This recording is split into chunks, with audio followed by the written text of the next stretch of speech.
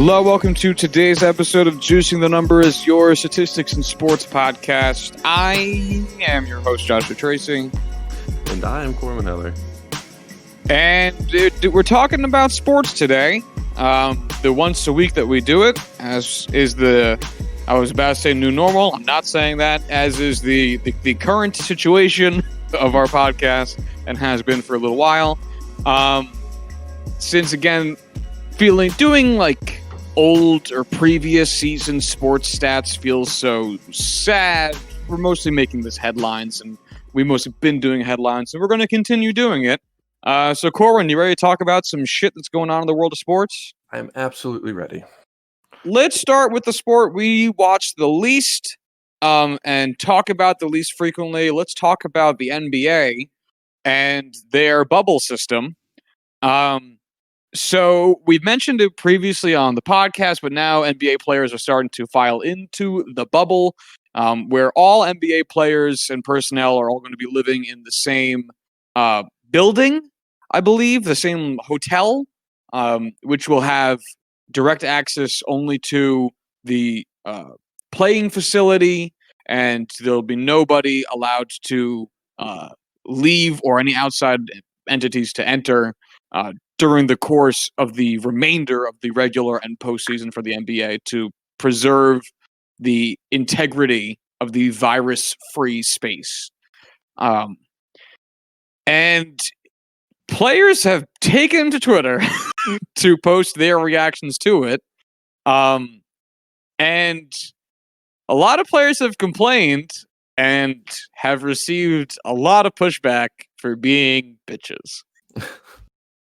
Oh man, as you were like going into that and talking about it, I was like, this is the exact thing I want to talk about. You know, that's what I'm going to mention first, is just like how many players are just are acting this way and just are not being satisfied with the fact that they're not going to get absolute top tier, quality of living that they're used to with their millions of dollars. I just didn't know how to phrase it. Calling them bitches that's accurate. That's probably about as accurate as it's going to get. Yeah, I get it, man. You're used to a certain quality, and we're all used to certain things. If any of us had to take steps back in our lifestyle, you would complain about it. But it's tough when the scale is so off towards a normal human. Like, I saw pictures of the hotel rooms that some of the players, and I'm terrible with names for everything, so I don't remember anyone's name. But I saw some of the hotel rooms that the guys were complaining about. And man, I've stayed in way worse hotels. Right, because, we're normal adjusted people who haven't spent the last, decade or whatever, whoever, depending on the specific guys who are talking about it, living in absolute utter luxury and not knowing, like, it's the whole deal of Bill Gates not knowing what a gallon of milk costs. It's just, there's no way that he's ever had to deal with that part of life in his daily routine in however fucking long that was. And it's really just not a great look for them right now.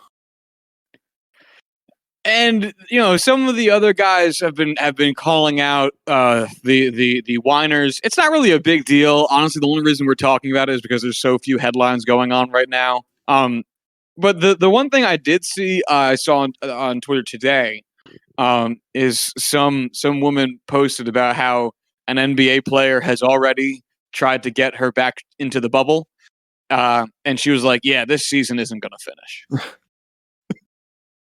Yo, like, they just opened the bubble up and you're already trying to get laid. Like, this, they're not gonna, man, it's not gonna work. I mean, I don't know why it hasn't been something that, like, I've thought of or, like, that's come to mind about how there's no way these NBA players who are wildly notorious for this exact sort of thing wouldn't be trying to sneak, for lack of a better term, bitches into their hotel rooms. The NBA should just hire sex workers. Keep the sex workers in the bubble. Yeah, why not? At this point, it's not exactly legal, but laws don't really matter anymore, so why not? All the guys might like catch the clap, but hey, none of them will get the Rona. So small victories. You are so accurate. That imagine if that's what causes this NBA comeback, this NBA bubble to collapse. Just every single NBA player, like 60% of the guys in the bubble, all getting the clap. Or like you see some players coming out with herpes. Some guys got that bubble shit all over their face and all that. It'd be hilarious. Actually, total pivot. Not even the same sport, literally. But remember how? So the MLB, one of the things it said is, we're not going to disclose, or we're not going to force teams to disclose which players get diagnosed with COVID-19. So you're going to have to kind of just guess if that's the reason a player's been out of the lineup. Which I feel like that's going to be pretty obvious. It would have been, yeah, except for the fact that every time a player's tested positive for COVID-19, I've heard about it on Twitter. Aroldis Chapman just tested positive yesterday. Did he really? I did not see that. Yeah, Aaron Boone said it. Aroldis Chapman said it. Like everybody just was like, yeah, he got diagnosed. And I'm sitting there like, they made like a whole big thing about this policy, and the highest profile players are already like being told, or the media's being told about. And like, are we even going to try? Is it because it sounded like a kind of nonsense point in the beginning? I get the maybe the legality of it with HIPAA laws or what have you. I actually did learn more about that. Oh yeah, from the whole Ezekiel Elliott thing. So medical professionals are bound by HIPAA laws. Someone like his agent, who he tells personally, are not protected. So basically, a doctor telling the world that you tested for corona would be a gross violation and would be a big deal. But because Ezekiel Elliott got this information, told his, agent, who has never been sworn to, these kind of laws, it doesn't count, essentially. I guess that makes sense. I guess that's the way it is because that's basically what happened. So I guess I'll have to assume that's the way it works, but that still feels weird. Yeah, it's one of those things where like you expected it to be like this whole big thing because we all know like HIPAA laws are a big deal and whatever, like it's crazy that someone would share that information around, especially when it's a guy like Ezekiel Elliott. But at the end of the day, the answer and the reasoning is just as like straightforward as you could get. It's just, he has no reason to have to be held liable for that because he's not a doctor. Not a doctor. Shh. That was a very deep cut. I appreciate that. Wasn't even a trying. It just was one of those things that happens. Yeah, sometimes a good opportunity just presents itself. All right. So you wrote a thing in our chat here that I'm now dying to hear about because I did not hear about this. Can you tell me what the story is here with NFL RFID tracking? Yeah, so basically that's how the NFL has chosen to track players and basically determine what other players, NFL players are within 6 feet of during the game. Each player is going to have an RFID chip on their uniform and their pads. And if it, is determined that someone tests positive for COVID-19, either during or after the game, they're going to be able to go back and look at this RFID tracking to see where they were on the field at any given moment, where all the other players were on the field at any given moment, and be able to figure out who they were close enough to spread this disease. Which, if it works, would be super fucking cool. I don't know the specific technology and company that they're using. I've, haven't heard of the accuracy of these kind of things before this, so it's hard to say how effective it's going to be, but at the same time, that could be really fucking cool. If it works Have for packages, in FedEx facilities and the USPS, then why not work for the NFL? have any of the players talked about it yet? Not that I've seen. Yeah, because all right, so if that's the price to have your season continue, or I guess One go of the on as costs, yeah, scheduled, one of the costs. yeah, then you'll probably do it because for one, you love your sport. That is an under discussed, but one of the biggest reasons people do these types of things is you have worked your entire life to play a sport and you're going to play it on no matter what. Right. And two, NFL careers are notoriously short, and Mhm. sacrificing a year of income, when one, the income is so high, and two, you're expecting to get so little of it on a year-to-year basis. Again, for the general NFLer, would be a lot to give up. So I would understand it, but I also wouldn't be surprised to have like an MLB situation where like the older guys, who've like made some money or in some cases made a lot of money, come out and be like, I don't want to jeopardize my privacy like that, or I don't want to put my business out there like that. Um, I didn't. I would expect someone would say that. I'm not trying to like stereotype anyway, but like I could see a guy like Aaron Rodgers saying it because again, been in the NFL a long ass time, made a lot of fucking money, and if he values his geographical privacy, might not want people to know where, the team to know where he's going all the time. So Yeah, like that's you make an interesting. interesting point where I was really only looking at this as they only wear these when they're on the field. So, like, by all means, it's not exactly a huge breach of privacy just because there's tracking about where you are on the field. There's, film doing the same thing that you would just have to do manually and all that. But now that has me thinking about, well, are they going to have them carry around these RFID tags when they're in the bubble or outside of, the game situations so that you can tell if they're leaving the bubble, if they're,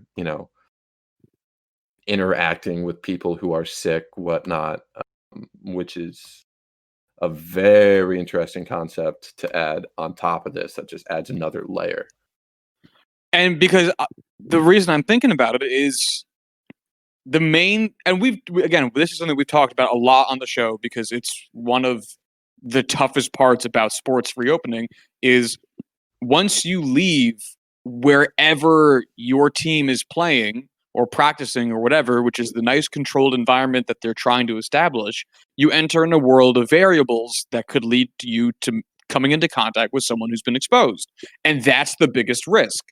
Even if the football practice field is 100% up to CDC standards, the real world isn't. The outside world isn't. And if I was a team, it'd be way more practical for me to have this RFID chip on my players when they leave, whatever the given area is, than when they stay. So that way, at the very least, you can do contact tracing.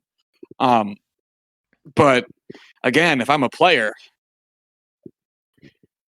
I just don't know how much some players value their privacy over others.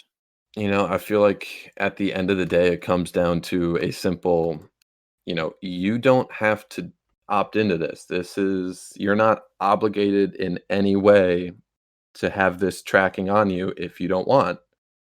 You're just not going to be playing in the NFL this year. You're going to be opting out. And yeah, it really is going to come down to, how much these individual guys value their personal privacy and, that same geographic privacy that you were talking about. And I can't, I honestly don't think I could imagine an NFL player using this as the exact reason for why they opt out. Like I could see a bunch of different reasons for why you would opt out of doing this. There's an abundance of reasons why you wouldn't want to play in the NFL this year under these circumstances. Um, but if that's the defining factor, I would say you're really focusing on the wrong things here. I would agree. I guess we'll keep a tab on that because I am so fascinated by the fact that so far every sport has chosen a different methodology for how they want to approach continuing or starting their season under the during the pandemic. So I guess we'll also keep tabs on this just to see how it goes. Mhm. You mentioned opting out. You want to transition over to baseball? Sure. So let's talk about some players who have opted out and tell me how you think it affects that team moving forward.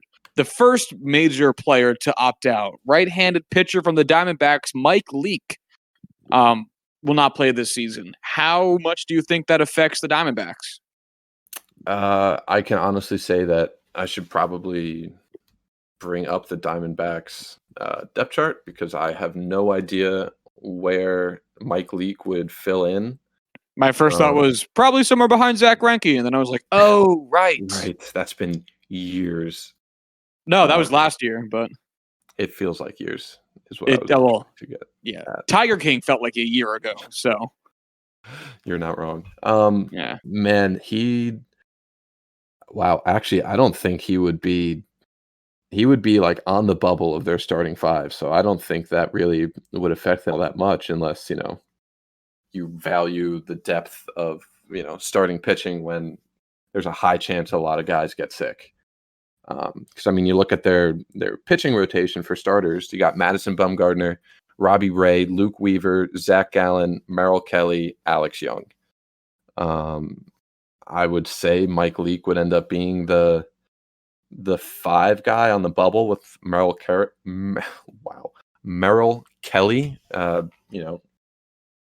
I don't know. I am definitely not a Mike Leake truther. I don't have a whole lot of confidence in his abilities in the first place, so I can't say this would be a impactful opt out for me. Yeah, it's tough because I want to find a reason why it might be more impactful because it's 60 games. But if anything, the fact that it's 60 games will probably make the role of the starting pitcher less important. Especially when, as you said, he's oh my god, like at highest the third starting pitcher in this rotation, and that's being pretty generous to how talented he is for a 32-year-old. So, yeah, this probably is not very impactful. Which brings us to a very similar discussion we're about to have. Felix Hernandez has opted out. How much do you think that affects the Braves, which is a bizarre sentence? How much it affects them in this year, probably not as much as it would be if it was 10 years ago, but that's an obvious and softball of a joke. I don't know. I think this is Mike Leake 2.0. Exactly. The conversation we just had again. Yeah. It's like I don't know. I don't remember whether or not he kind of had a bounce back year last year or if last year was the truly awful season that they had. But at the same time, even last year his ERA was 6.4. Yep, that's definitely not the bounce back year. Negative 0.7 WAR. I can't. He registered one singular win starter for them this year in any capacity. Yeah. Again, I don't think it was an impact. Nick Markakis also opted out for the Braves. I feel like this is the first player that actually is going to make a difference. I know that Atlanta has some serious depth in the outfield with a lot of really good young guys coming up. But at the same time, again, Nick Markakis is probably a fantastic veteran for them, but is definitely closer to the end of his career than his prime. So it's hard to view that as a game changer for them, but at the same time, this is a guy that they will miss to some degree. Yeah, I agree. Their starting outfield as of right now is Adam Duvall, Ender Enciarte, and Ronald Acuna Jr. with Marcelo Zuna operating as the fourth outfielder, which is a very nice outfield. Mhm. So Markakis being there would be fun. I think it impacts Markakis more than anybody else, because he has a fringe Hall of Fame case built upon the number of hits that he gets. It's the Really? only thing. Yeah, yeah. He has 2,355 hits. So if he keeps playing for X number of seasons, he could possibly get to 3,000, which isn't. Markakis has 34.2 career WAR. Like, he doesn't have a Hall of Fame resume, but I don't believe there's a single player with 3,000 hits that's not in the Hall of Fame. So it makes it an odd discussion that is a fun discussion, Right. um, because the anomalies that are baseball in general and baseball Hall of Fame voting in particular. Um, so having that fourth, fifth outfielder that's an important position. I know it doesn't seem like it because it's like he's not even technically a starter, but like it matters. Um, Mhm. but they have other guys, so definitely the most impactful we fucking talked about though so far though. Oh, for sure, for sure. Uh, That uh, is not even up for debate. Although that brings us to the next guy. For the Chicago White Sox, Michael Kopech has opted out. Yeah, this one is probably the most disappointing so far just because I was really excited for what he was gonna do when he first makes this jump into the majors. He's definitely a flamethrower that I have thought very highly of, excuse me. Um, and I was really hoping he could come back from Tommy John, make an impact, and be one of these young studs we see kind of break through yearly. Um, if you want to try and find a silver lining here, maybe it's he'll have more time to recover if he needs it. I don't fucking know though. I really don't. Um, I just wish he was playing. Yeah, I agree. This is the most disappointing for me as well because for one, as we know, I have been standing the Chicago White Sox these past few seasons. I really am excited for them to be good, and I think they're very close. And Kopech was going to be a part of that. And I think that this is also officially now got to be the most impactful for a team. As of right now, the Chicago White Sox starting rotation is Lucas Giolito, Dallas Keuchel, Dylan Cease, Reynaldo Lopez, and Gio Gonzalez. And those last three guys are all suitable starters. I'm not going to denigrate any of them.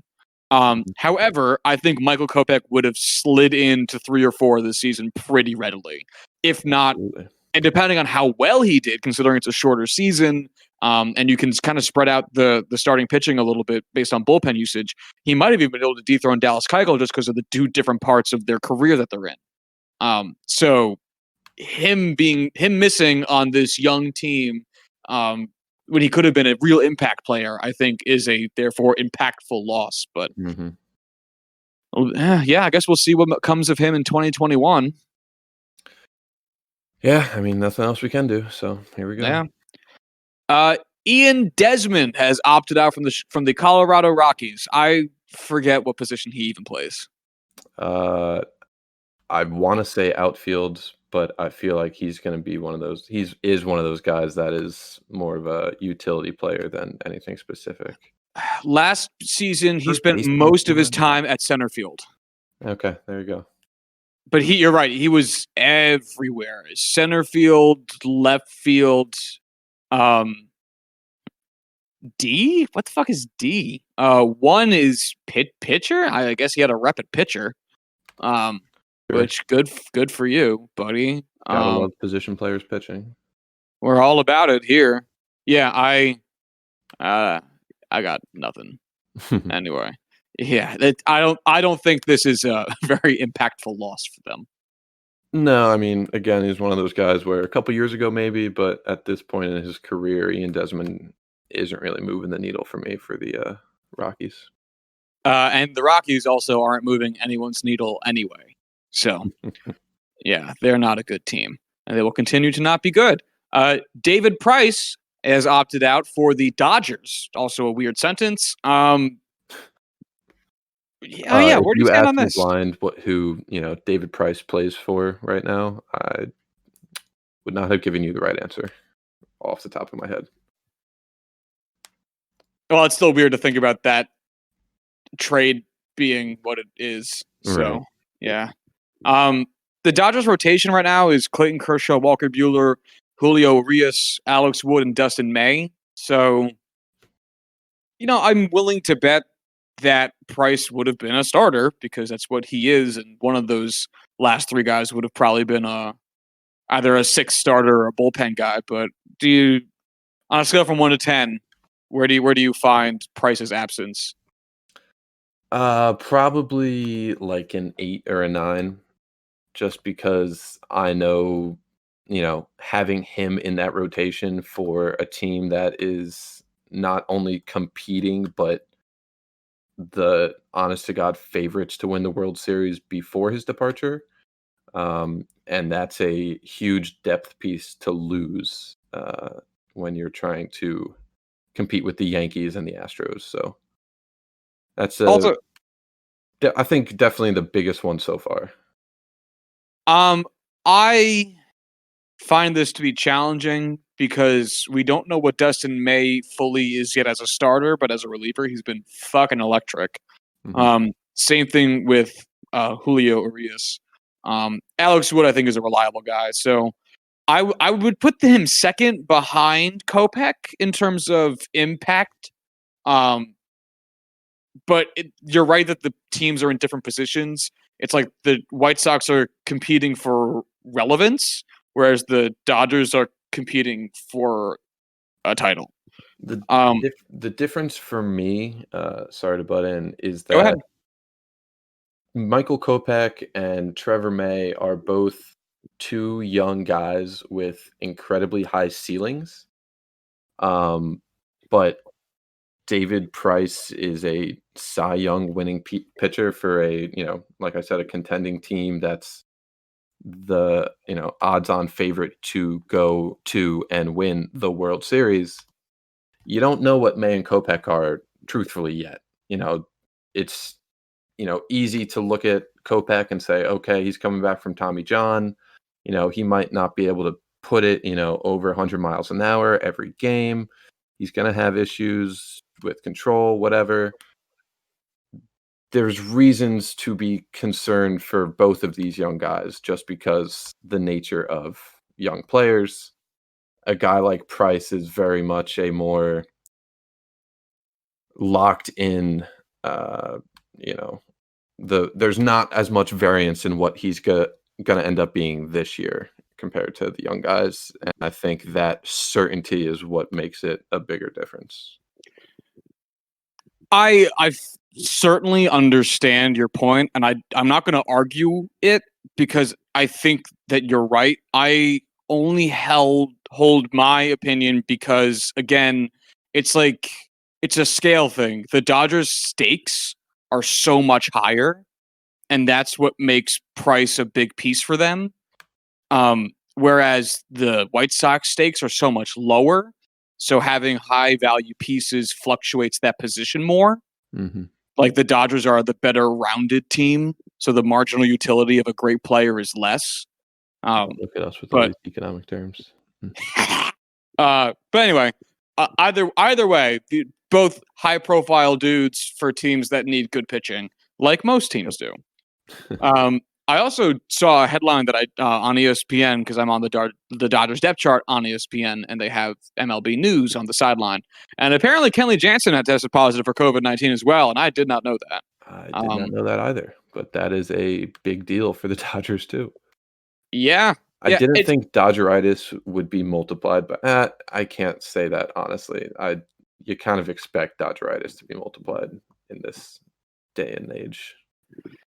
almost certainly. It will make the timeline interesting because I think MLB's stance of two negative tests need to come back before you can come back makes a lot of sense. I like that.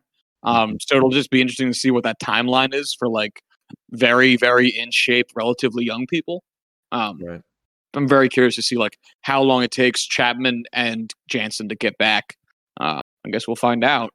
Probably a while, if I had to guess.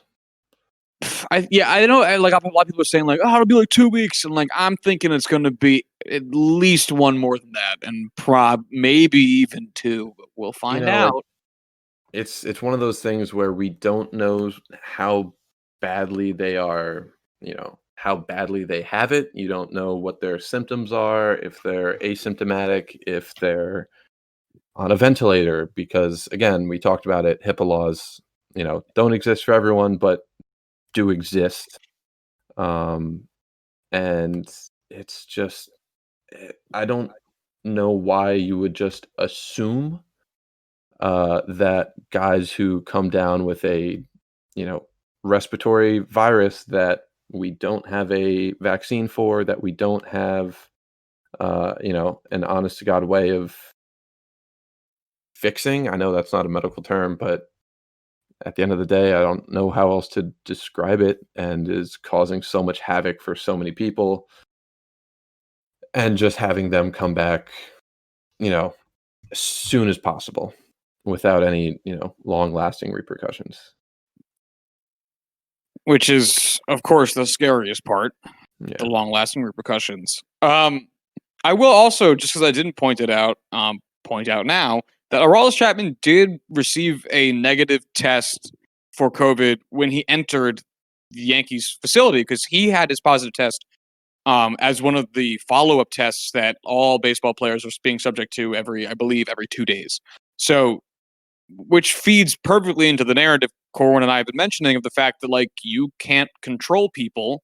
The variables outside of the work environment are unfathomably high, and this is bound to happen. And that's apparently exactly what happened with Aroldis Chapman, who tested negative when he came into the Yankees facility and tested positive since he's been there. So we'll see if this become, and that's why I'm not confident that like we're going to see zero positive tests moving through the rest of the season because like it's summer camp. We're already seeing them. Right. But Ugh. anyway, Yep. Buster Posey has opted out for the Giants. I will mention Buster Posey opted out for a very sweet reason. Him and his wife Love recently Posey. adopted twins. They were born premature, and Buster Posey did not want to jeopardize their health in any way, and know that premature children can take a little bit might need a little extra attention because of medical issues, and it's a pandemic. It's just scary in general, and so he thought it best to stay behind. Which again, very sweet reason. He's also made a lot of money already, so he's not like pressed. But how do you think this will impact the Giants? It's hard to say because you don't know where Joey Bart is and his progression and his ability to, jump up to the majors. Hasn't done so yet. So, even if they're at a point where they think he's ready, there's always going to be that, time of adjustment. And I just am, I do think it would be a big enough deal for the Giants not having that veteran presence, but playing ability. Buster Posey hasn't been the Buster Posey that's off winning, MVPs in quite a while now. As much as I hate to say it, because how do you not love Buster Posey? So I don't know. It'll be an impact. It could be mitigated a lot if Joey Bart is, at a point in his development where he could come in. Otherwise, this could be a pretty big issue just because of the the off field value that Posey brings to that locker room and clubhouse. Yeah, I think at this point that's probably his biggest contribution. The Giants have been transitioning away from catcher for a while, and I'm not going to sit here and say that any of their backup catchers are anywhere near as good as Posey is even today, because Posey's still a reliable baseball player. I'd still say a gently above average ball player, Mhm. but they've been transitioning away from that. They have guys at first base who can do a job, and also the Giants aren't going anywhere this season. No. So, if again from a perspective of what are the stakes are very low. So I wouldn't think they impact very heavily. The Nationals have had 3 players opt out thus far. That's the most. We'll take them one at a time. Joe Ross has opted out. I can't imagine he would be a wildly impactful loss, but at the Here, same I'll time, read the names. You tell me a scale from 1 to 10 how impactful. okay, sure. All right, Joe Ross, Maybe like a 4 or 5. Ryan Zimmerman, I'll say 5. Wellington Castillo, I'll stick with a 5 again. All right, so we're pretty middle of the road for all these guys. Yeah, I want to say that I'm confusing Wellington Castillo with Diego Castillo. I think I you know are. for a fact I definitely am, because I just remembered the name I was actually thinking of. So I don't remember much about Wellington, so I can't honestly say what his impact will or will not be. Would you like to guess the combined WAR for all 3 of these guys in 2019? Oh, I'm gonna say it's definitely under 10. I will say 4.5. It's 0. In 2019, On the Joe dot. Ross posted 0 WAR. In 2019, Wellington Castillo posted negative 0.2, and Ryan Zimmerman posted positive 0.2. So the sum of all 3 of those is 0. I did not realize. I knew Ryan Zimmerman was like missing a lot of this past season, and Mhm. also aging. And plus he plays first base. Okay, I'm now understanding why that's so low. Because I wasn't expecting it to be. I knew it was going to be low. I didn't expecting it to be that low, and I did not realize that Wellington Castillo was like that bad last year. But I certainly guess he was. And I also didn't realize Joe. I didn't realize that these guys were. I would have guessed like 3, 4, something Mhm. conservative, but wouldn't have guessed 0. So I'm gonna go ahead and say that the Nationals won't miss any of them. Yeah, you kind of have to go at that point. Words are fucking hard. Yeah. So that's all the players who have opted out thus far. Um, and it sounds like from us just going through them relatively briefly, so far we have had some big names, but not too many big impacts. Mhm. In terms of opting outs. Do you see that changing going forward? Yeah, I think when we get closer to the actual season starting, we're gonna see guys uh, seeing the reality of the health risks and the reality of where MLB is at keeping this all together and realizing, at the end of the day, this is not worth it. This is not what we were hoping this would be.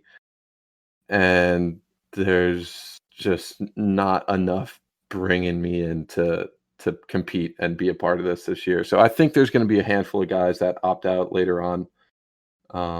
I don't think it's going to be a huge amount because at the end of the day, it's still the MLB, it's still baseball, and all these guys are as competitive and love the game as much as anybody, like we touched on earlier. So I don't think it's going to be a ton of guys, but it'll be enough to make an impact for more teams. All right. Shall we move towards our next baseball topic, and I think our final topic of the day, the Mets. The Mets. The Mets. So it's been heavily reported. I won't say rumored. I'll say reported because it's true. Steve Cohen, the multi-billionaire, who made an offer on the Mets earlier this year. I think at this point, I think might have been last year that he made his first offer to buy the Mets. Has re-entered the bidding and is offering a combined $4 billion to buy the Mets. $2 billion to buy the actual franchise and $2 billion to buy SNY, the broadcasting company or the television company. I'm not sure which one's the correct nomenclature.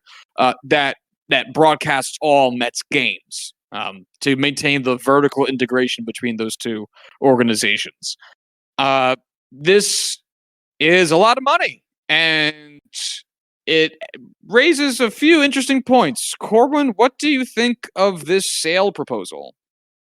Josh and I talked about this previously. We talked about it yesterday. And at first glance, the first time you hear that $2 billion number, you think, oh my God, that's, a crazy amount for a team like the Mets, where they're not exactly a competing team. It's a lot of money. But then at the end of the day, they're a metropolitan baseball team. He's got enough money. It's not like he's taken out loans to be able to afford this. So he's going to be able to put some more money into it, hopefully turn the Mets around enough to where they can start being a team that can compete and, be the team that Mets fans want them to be. And at the end of the day, $2 million for a metropolitan team, $2 billion for an entire TV channel to broadcast those games. I don't think that's really all that crazy. So I can't hate on this. I think that's actually a pretty decent deal if this is a long-term investment for him, because, we've seen this plenty of times in the past where sports franchises, if you put the money into to really back the team and invest, that value just grows, significantly. So in all, I think this is a fairly good investment. And for the Mets, I think this is great, just because he will be that guy that puts money into it and cares about making this a franchise that can compete. Yeah, and the competing thing, Corwin and I will certainly get to soon. So I was doing a little bit of research into the value of the Mets, and Forbes has them listed as of April 2020 as a team value of $2.4 billion. Really? Yes, that is what Forbes claims. And so I wanted to see, so that fits relatively in line with. I know we're just kind of tossing $400 million out the window, but let's just round $400 million away. So then I wanted to see how much SNY was worth, to see how that fits into the equation. And according to Bloomberg, the site, not the man, the Mets valuation in 2013 was $2.1 billion. And SNY was actually part of the valuation of the Mets at $1.2 billion, which means that the Mets themselves are only worth $900 million in 2013, which is not good. No. And very confusing, because I'm wondering if SNY's value is built into the Forbes valuation of the Mets, but I can't see anything about it on their website. So this sounds, the more I look into it, the more this sounds like a great deal for the Wilpons, because they will get out of the Mets business, which I can't imagine is bringing them much joy. It's bringing them plenty of money, but God, they're hated in the city. And it seems, I guess it'll be good for the Mets organization to have a better owner who cares more, and I guess it'll do better for Steve Cohen. He'll be happier. He's paying for it, but it certainly seems like it might be a slight overpay. I would like to now, Corwin, tell you about a chart I'm looking at, and actually I'm going to send it to you, because that would be a very hard conversation to have without you looking at the same one. It's the Mets' value over time. And so the Wilpons bought it, apparently, in 2002 at a price of $482 million, which is a lot of money. And the value in the past 18 years has, I don't even know what order of magnitude that is offhand, but increased to $2.4 billion. So that is, so they're basically selling the Mets at a profit of, if we just take the $2 billion, not the second $2 billion they'd be getting for SNY, they'd be selling it at a profit of, $1.6 billion. 1.5 will be mean. $1.5 billion. An ROI of 300%. Seems pretty nice, right? Yeah, like I said earlier, the growth, or the investment return on buying a sports franchise is pretty fucking spectacular. Just the thought of buying something for $400, holding on to it for 10 years, and then selling it right back for $2,400 is crazy. It's not a bad way to make money. No, it is not. It's people I love want their to know sports. what franchises have been, have lost value time over time to the point where it wasn't a good investment purchasing that team, because I can't imagine there's really any actual examples of that. I'd have to check. The only one that comes to mind with me is actually the Yankees. Okay, go on. Because when they were bought by CBS, they performed terribly because CBS didn't care, and I believe their value either didn't hold or went down. And that's when Steinbrenner bought them for. It was considered a fucking steal when he bought them. Like, he bought them for like a song. I'm gonna try to find it. And while I'm doing the rest of this, but I make no guarantees. What year did Steinbrenner buy the Yankees? It was the early 70s. I want to say he bought them in like 74. Okay. Decent chunk of time ago. Yeah, no, he's had them for a long time. Like the CBS era of the Yankees, and I'll look that up. CBS era of Yankees. It was between the Yankees not winning any World Series or even really competing for them. It was 65 to 72. Those were very lean years for the Yankees. Like, the Yankees won a bajillion championships from like 1920 to 1964, and then have won several since 1975.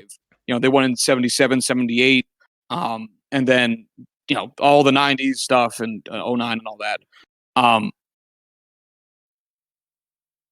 So, wow, 0 pennants in 8 seasons when under the CBS years. For a normal team, that wouldn't seem too crazy. Winning a pennant is very, very hard. When you realize the context is talking about the New York Yankees, that's a big deal all of a sudden. Yeah, I'll say. All right, so Steinbrenner bought the Yankees for $8.7 million. But I can't find how much CBS paid for the Yankees. I don't even know where I would find that information other than just Googling it. So I don't know. Because now I'm really curious if this might be the only instance that I can find of it, because that would be fascinating. Yeah. Like, I know it wasn't like 8.7 million is not that much money. I know it's the 70s. Sports franchises, yeah. Yeah, and I know it's the 70s, and we're going to account for inflation, but it's still not that much. Mm-hmm. Okay, I found it. Perfect. They sold it for a loss. Really? This CBS bought an 80% stake in the Yankees for $11.2 million. and then they sold that stake to George Steinbrenner for 8.7. So Wow. it's not like a crazy loss, but at the But same still. time, it's a sports franchise. They are money makers. That's rough. That's really rough. Yeah. Especially when it's not a nothing franchise, whatever franchise, it's the New York Yankees. Yeah, it is the second most valuable franchise in all of sports. Yeah, they're now worth $4.6 billion. But anyway, let's hop back over to the Mets real quick, because there's one thing that I want to point out that I'm sure you're also looking at, and that we also talked about yesterday, is in 2014 the Mets were worth $800 million, and then in 2015, and that's coming off of a loss in 2000. I'll take it from 2013. 2013 they were worth $811 million. 2014 that went down to 800 even. And then in 2015, it jumped nearly like 40% in value to 1.35 billion. And Corwin, what happened in 2015 that could possibly have spiked their value? Well, they lost the last game of the season. That's what happened. And that's kind of a big deal, isn't it? Yeah, you typically want to win the last game of the season, usually. But making it to the show is still a hell of an accomplishment. That's right, folks. The That's Mets, kind of a big deal. believe it or not, went to a World Series in recent memory. It wasn't that long ago. It was 5 years ago, and even just hearing it out loud is surprising. Yeah, it's also surprising by the fact that the Mets keep increasing in value since then, since they've shown the ability to decrease in value. But yeah, it's a $550 million jump in value in one season because they won a lot more games than they usually win. And that's one of the things Cora and I were talking about, is that it seems so odd to have owners that either don't give a shit about winning or are meddling in the affairs of the team that then causes them to not win. Looking at you, James Dolan, piece of shit. Because, and like we said yesterday, it seems so obvious. Teams that win are worth more money.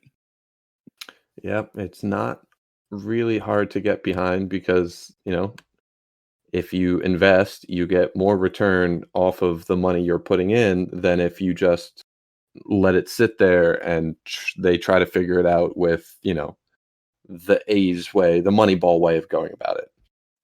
I'm not, I don't want to shit on the Moneyball, system. It's just, if you are solely looking at, making your franchise the most valuable it could possibly be, you put money into it. You want to spend money to make money, Josh. And it seems like a stupid thing to say because, again, we're talking about sports, and sports teams try to win, and yet here we are, because it seems so bizarre to have owners like Bob Nutting, who openly refuse to open the fucking purse strings and spend.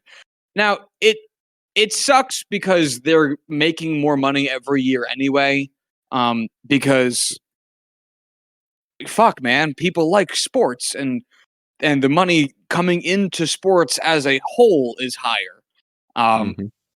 Although, actually, interestingly enough, get this: the value of the Pittsburgh Pirates has not increased nor decreased in 4 years. Why would it?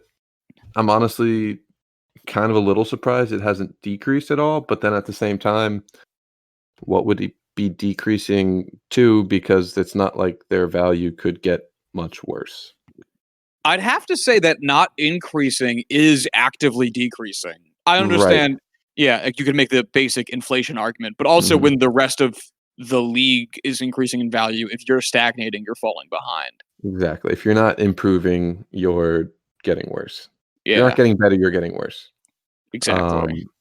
And I'm not surprised. It's exactly what you would expect of.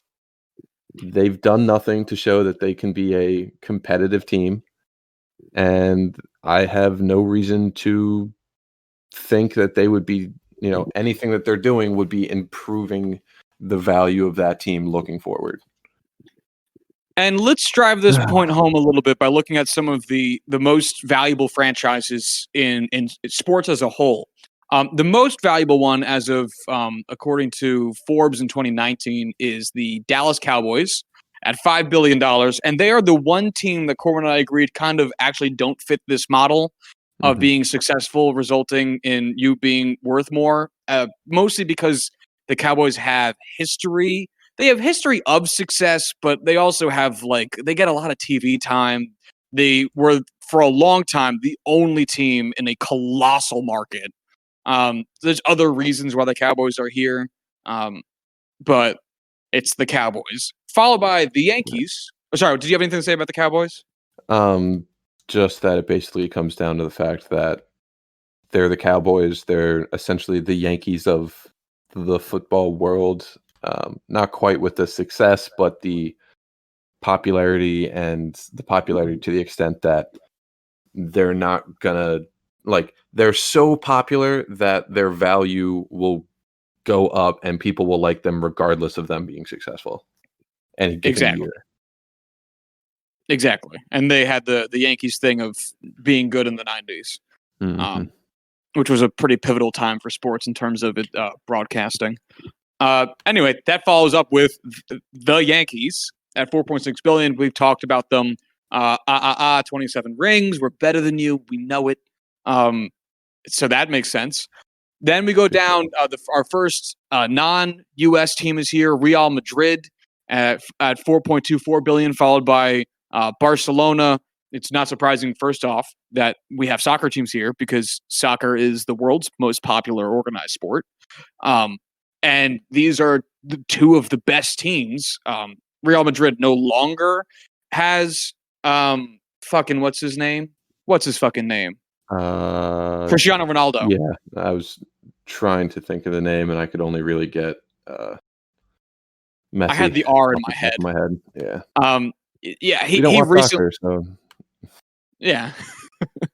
He recently left, but he'd been on that team for fucking ever.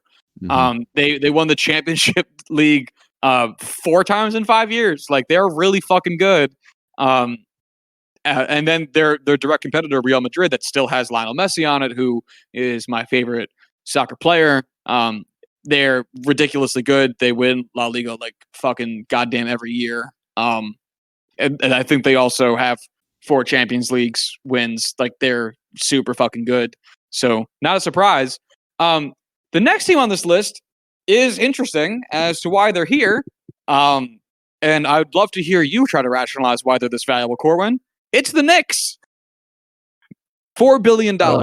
Yeah, that's why are they worth this much? I can't tell you, Josh. They haven't had a winning record since 2013. They are a historic basketball team located in the largest metropolitan area. Outside of that, outside of really playing in, Madison Square Garden, there's really not much past those 3 specific things that would make me think, yes, these guys deserve to be this valuable. I don't get it. I don't get. I am a passive Knicks fan, and I don't understand. It's mind blowing. I get that they have the fame aspect of it. The Knicks specific orange and blue, I think, is the most recognizable version of that. But they don't even. It's not even they really have great marquee players you can really point to. I get Carmelo Anthony was really good for them, but he wasn't it's not like having even James Harden, who has MVPs and has a very recognizable beard. Carmelo Anthony's thing was hats. And then the last marquee player before that was Patrick Ewing, who that's great. And then I couldn't name you any of the players from before Patrick Ewing. I don't follow basketball, so I definitely will not be anywhere close to as knowledgeable in this as most other people. But if you ask me to name a Knicks basketball an impactful basketball player for the Knicks other than Patrick Ewing and Carmelo Anthony, the best I could probably do is like Amar Stoudemire. I know that name. Yeah, I know that we're praying for RJ Barrett right now, but we'll see how that goes. that's a definite we'll see. Yeah. Yeah. Why couldn't we get Zion? Man U is next up here, 3.81 billion. Again, this is a team that's fucking great. They win the Premier League all the goddamn time. After that, the New England Patriots. Don't have to say anything about that. Then it's the Lakers. Then it's the Golden State Warriors. And Corwin, the Golden State Warriors make our point so explicitly. Mm-hmm. Like the fact that they're even on this list. Right. If you did the same thing with the Mets where you pull up their team evaluation history over the past couple of years, I imagine the 300% increase that the Mets had since 2004, was it? 2002. Since 2002. Either way, I have to think that Golden State would be significantly more than that, just because they built a good team. They built one of the best dynasties in the history of basketball. They had the best, the most winning season in NBA history. I won't go go far enough to say the best season. You build a good team, the team is valued significantly higher. It's just that easy. I know. So I can't. I don't want to like disable all my ad blockers to read the articles I'm looking for. So they've jumped again. So the 3.5 billion was from 2019. They're worth 4.3 billion now. So the farthest back I have is 2011. Do you want to guess how much they were worth in 2011? I believe that's still pre Steph Curry. $45. I think Steph Curry was on the team, but it was definitely before this jump up to dominant dynasty. Before Steph Curry broke out. Yeah, pre-unanimous MVP. You want to guess at the value? And I want to say, I don't even have a guess. $363 million. That's such a puny, like 2011. In 9 years, they've jumped like 1,200% in value. Whoa. From winning a lot of games. Yeah. That's how winning works. It'll help you. That's such a stupidly insane increase. Like that goes beyond comprehension how big of an increase that really is. And yeah, you're right. So it was Steph Curry's second season. He had come off a season in which he led the league in free throw percent and nothing else, but it looks like a pretty tidy season all around. So honestly, chances are, since he was on the team, there might have been more hype around them going forward, which probably would have increased their value a little bit anyway. So if we were to give them the Mets treatment, I can't even imagine the Mets treatment in terms of how the scope of time we're looking at. I can't even imagine what that percent would be. But I bet it's fucking disgusting.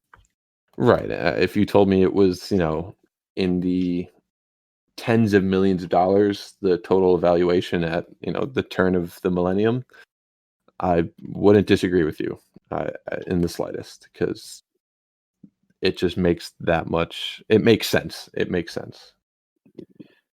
So it really just makes me beg the question, like how many straight winning seasons do you think it would take for the Pirates to be valued at a higher amount than the Mets, assuming the Mets have straight losing seasons and just hold the $2.4 billion valuation? So if they hold at that amount, no increase, no decrease, just they stay at 2.4. Right. And meanwhile, the Pirates go on like a Golden State-esque run where they're just in the World Series seemingly every season. How many seasons? What was the value of the Pirates at this point? Pirates are currently at 1.3, so they'd essentially need to just only double their value to pass the Mets. Oh, man. I feel like it wouldn't just be winning seasons. Like they could have 4 or 5 winning seasons in a row where they're winning, 85 games, 86, 88 games, and not really do much. No, I'm talking a Golden State style run. How many years it would take for that kind of run to make that impact? Yeah. I'd have to say similarly to Golden State, it would have to probably be like maybe 4 or 5. I think anything kind of less than that, and you're looking at just a run of the mill, a small jump up, but nothing that would have that kind of impact. But like 5 years of being a championship contender every year, that same level of dominance. If it's the same level of dominance, in relation to the rest of the MLB, like Golden State was to the rest of the NBA, I don't think it would even take that long, because you look at it and say, all right, these guys are, one of the best teams, in baseball history.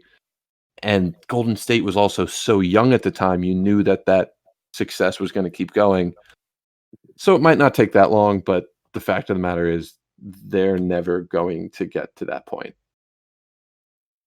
Baseball is just too different from, the NBA. The NBA, you have 5 guys on the court. One guy like Steph Curry, who's, in the argument of the best player on the planet during that run, the impact he has for a basketball team is so significantly greater than baseball. I mean, look at Mike Trout. You could honestly say that there is, without a doubt, Mike Trout is better at baseball than Steph Curry is at basketball. Steph Curry is a great player, but Mike Trout's in competition for being, in conversation of being the best baseball player to ever live. And he's never gotten close to a championship contending team in the first place. So I know it can't happen. But goddamn, it doesn't make me want to find out what that. So again, let's assume that the Pirates get like 6 guys who are all Steph Curry levels of good. Sure. We're not being realistic. Yeah.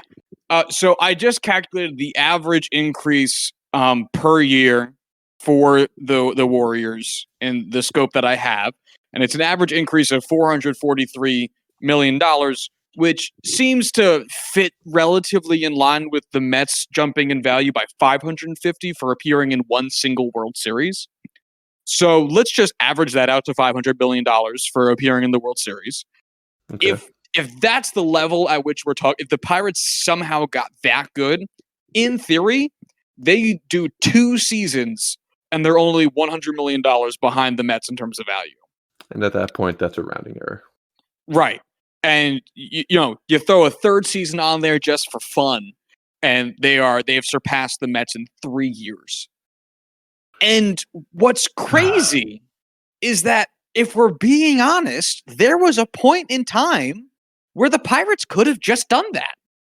I'm not saying go to the World Series every year, but where they were already good enough. They had Kutch, they had some pitching. Fuck, 3 years ago they had Garrett Cole, and they were just like, "Welp, this is too much. We're spending too much money," and they shelled talent and got worse, and their value has not moved.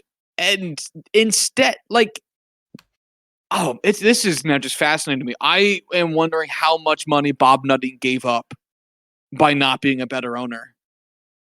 By not riding the wave of, we have a championship contending team with, you add another player or two, and the Pirates are there back in the 2013 to 2016, just pulling those numbers off the top of my head. You add just a little bit and that's a contending team. And then here we are, nothing was done to improve the team. They thought they could do a better job by going with the Moneyball approach. And the problem was that their scouts and coaches weren't good enough to make it happen. And they couldn't develop the talent they had. They couldn't find the kind of talent they need to make that sustainable, and the choice to go at it at the least expensive way possible has led to a team that's now not really worth much of anything. And what sucks is that, like, if Bob Nutting sold it today, he'd be making a fortune. Because $1.3 billion is still a ludicrous amount of money. Yeah.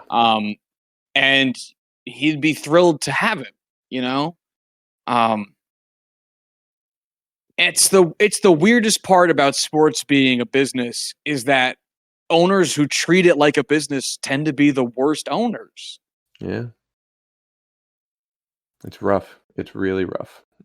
Like, it sounds stupid, but it should be an emotional investment.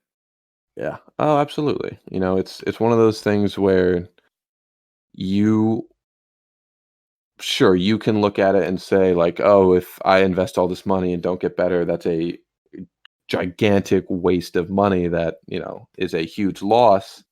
At the same time, like, sure, this might be a really great investment, safe investment in the long run if you're looking to buy a franchise and sell it in 20 years to make a huge return.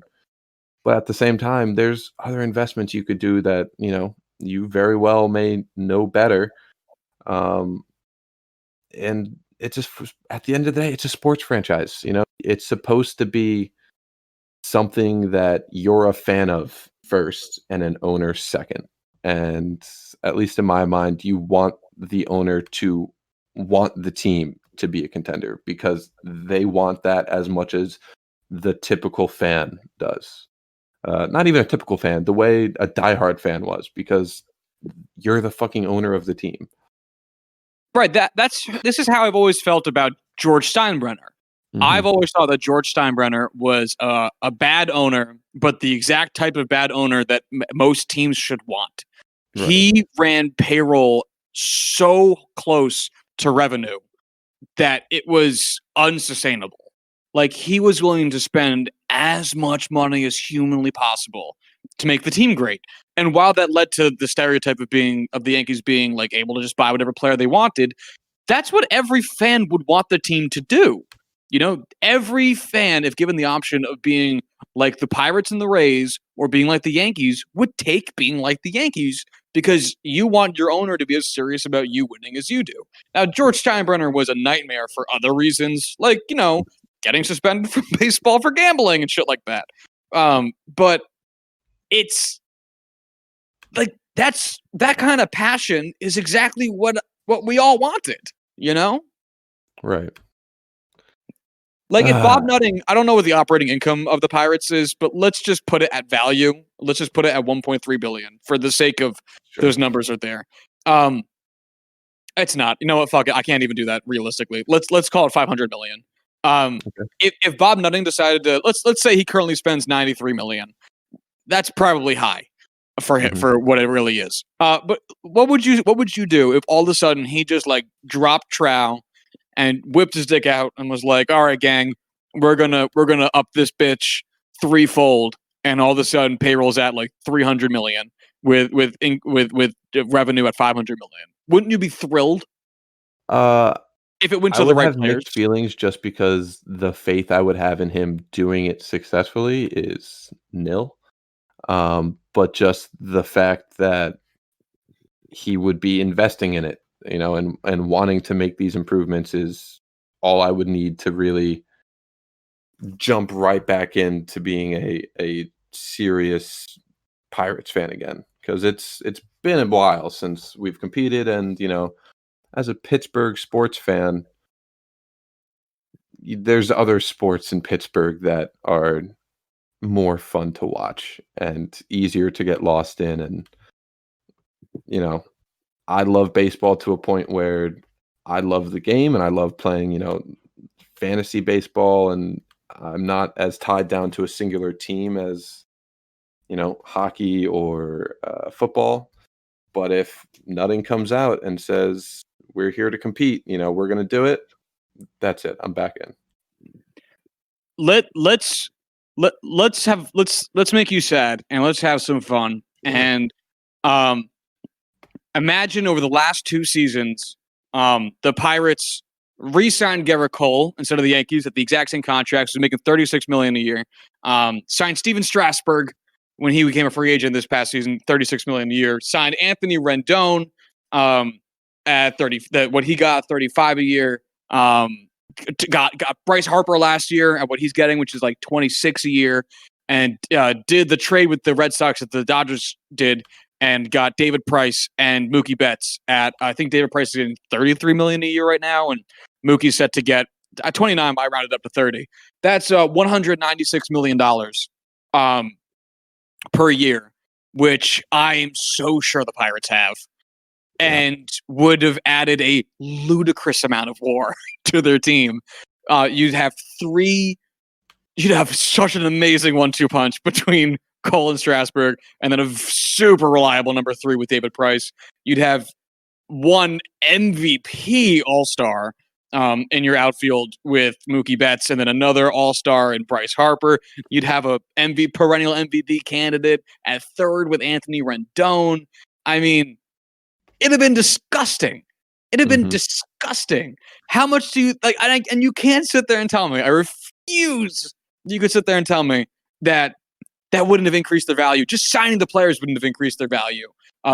Based on the value. Prospect of how they're the total value based on the prospect of future performance. Like, yeah. Could you imagine that team?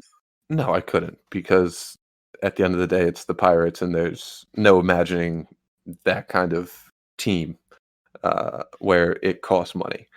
But if you added that $192 million, I think you said, 96. Where would that have left the Pirates this season, ranking in payroll? Well, here, let's look that up. Because I think pretty near the top 10 MLB team payroll. I guess I'm going to do 2019 because I don't know how we're looking at payroll for 2020. Is that fair? Yes. All right, cool. Because I don't want to even think about that. So just those players would have put them fourth in payroll, right behind the Astros, right ahead of the Red Sox. So not ever going to happen. No. You know, it's one of those things where, like, was curious, are currently sitting at 28th with $60 million in payroll. Just behind the Rays and just ahead of the Marlins. Because of course. Yeah. Yep. Oh, well, I shouldn't get my hopes up because it will never happen. Yeah, probably not. No. Sorry, buddy. It's okay. I got the Steelers. I got the Pens. I'll survive. Yeah, I'm sure you'll find some way to get by. Man, who do you think is going to be the next breakout team and go on stupid run? Who should we be watching the valuation of for the next 5 years? I mean, it's. I think in my mind, it's down to like two teams of. It's either the White Sox or the Padres. You know, they're the two young up and coming teams that have a chance to take a serious jump in success, and who also have the young talent to support it. Maybe the Mariners, because they have a lot of young talent, but I don't think they're quite nearly as close as the others. They just happen to have three huge young players. Yeah, I was going to say White Sox and Padres. It also depends on how, and I don't have the information in front of me, so it depends on how we're going to assume league increases, how teams increase compared to the league. Like, do teams have valuations that increase by percentages? Like, are you expecting teams to move up via a percent of their given valuation? Are they basing it strictly off of performance, and how much of their valuation is tied into how much MLB is valuated as a whole? Because if it's more individualistic and we're looking at percentages just increasing how investments would increase, then it might behoove you to look at like the Yankees and Dodgers, because those are two very good teams who are never really bad and who are already worth a bunch. So a 10% increase in value for the Yankees and Dodgers would be a much bigger increase than a 10% increase for the White Sox. But in terms of boom and bust potential, if we're looking at the Golden State Warriors as our example of, hey, if you're not worth a lot, but you go on a stupid good run, then you too can increase your value by like 1,000%. So that I think then lends itself to probably mostly the White Sox, since the Padres are in a really big town and are the only team there, whereas the White Sox are in a really big town but are the second team there. So tough to say, but I'll throw my money on the White Sox, as we all probably could have guessed I would. Yeah, that's not exactly a surprise coming from you. Nah. Got anything else of any of the things we talked about? Not really. We talked about all the things we said we were going to talk about, and I can't remember anything else. So I'm good. Well, this ended up being longer than we expected. Yeah, which I'm happy about for sure. Oh, God, it feels nice to talk about sports. It feels so nice. Mm-hmm. All right, then we'll get on out of here. As a reminder, of course, our Thursday episode will be movies. Corwin's pick is Blade Runner 2049. My pick was The Great Dictator. So if you feel like giving those a watch, make sure you give those a watch ahead of the Thursday edition. If you want to hit us up via Twitter, you can do so at JuicyPod. If you want to hit us up via email, you can do so at juicythenumbers@gmail.com. And until Thursday, y'all have a good one. Bye.